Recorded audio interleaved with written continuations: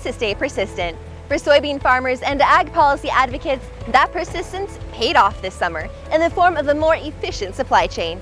Dredging the lower Mississippi River an additional 5 feet might seem trivial, but a deeper channel means more bushels can accompany each barge, reducing transportation costs and increasing the price soybean farmers receive for each bushel. Soy Transportation Coalition Director Mike Steenhoek shares how this dredging will provide long-term benefits for soybean farmers and their rural communities.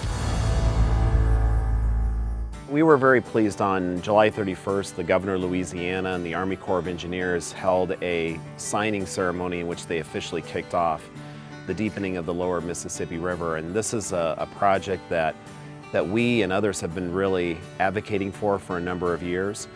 It is the #1 export region for soybeans. 60% of U.S. soybeans leave from export terminals located along that lower part of the Mississippi River near New Orleans. 59% of corn exports. So this is a real important link in our supply chain that really allows farmers in the interior part of the country to be profitable. And so this kickoff to this project will commence work on deepening the lower Mississippi River from 45 feet in depth to 50 feet. We'll be able to load each ocean vessel with at least 500,000 additional bushels of soybeans per vessel. Because you have a deeper channel, you can load more freight, you can allow the boat to sink deeper into the water without it scraping the bottom. And that's just going to improve the economics of our industry. And we're a tight margin industry. We make our money by having a pretty modest profit margin, and then you multiply that by millions and billions of bushels. That's how we make our money. That's how we remain profitable. So if you have any opportunity to make our supply chain, our transportation system more economical, that's going to have benefit to our competitiveness on the international marketplace. So this is a project that is something that we celebrate. The fact that it's going to kick off in fall of 2020 with that first phase, the most important phase, being done by fall of 2021.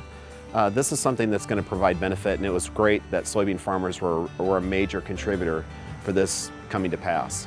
So the fact that we are making this very strategic investment, the federal government, the state of Louisiana, the United Soybean Board contributed $2 million to help underwrite the cost of this project.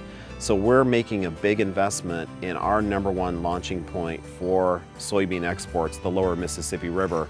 And so that's just going to better position us for success, enhance our competitive advantage moving forward in the years to come. You know, one of the things that we've been pleased with the Trump administration is that he has emphasized the need to invest in our infrastructure, specifically the inland waterway system. This particular project, deepening the lower Mississippi River, in addition to benefiting agriculture, it's the #1 port region in the United States in terms of volume handled or transported.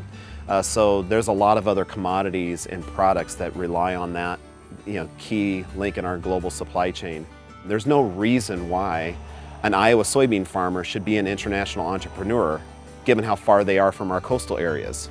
But because we've got a series of roads and bridges, inland waterways, freight rail, and ports, it allows what's grown here to be consumed halfway around the world. And so we've got to continue to make those investments. We need to continue to emphasize this issue.